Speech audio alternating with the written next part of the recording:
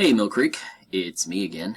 I'm going to show you how to inherit the homepage layout for your homeroom class. So you guys saw that there's going to be a homeroom / advisement on Fridays during half a student's lunch, and that'll be a live session. So we want that homeroom class to look just like your other classes so that students can navigate it really easily.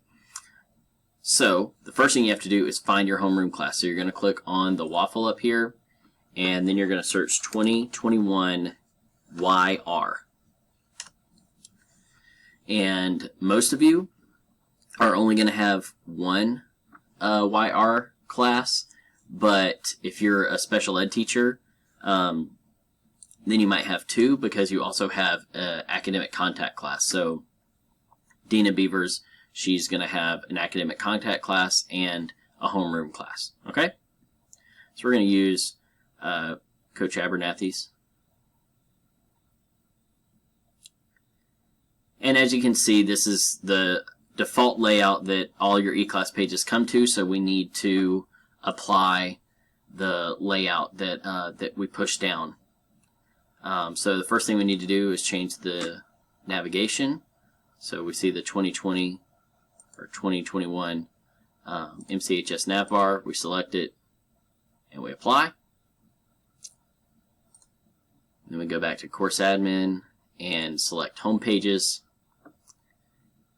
And we have to do the important step, which is to click the drop down and click copy.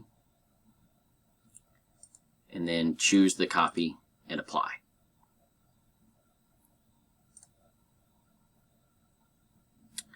And so the way that you're going to run this homeroom class, you're going to need to change the contact info.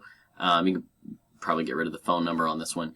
And then for your live sessions, you're going to share those as an announcement.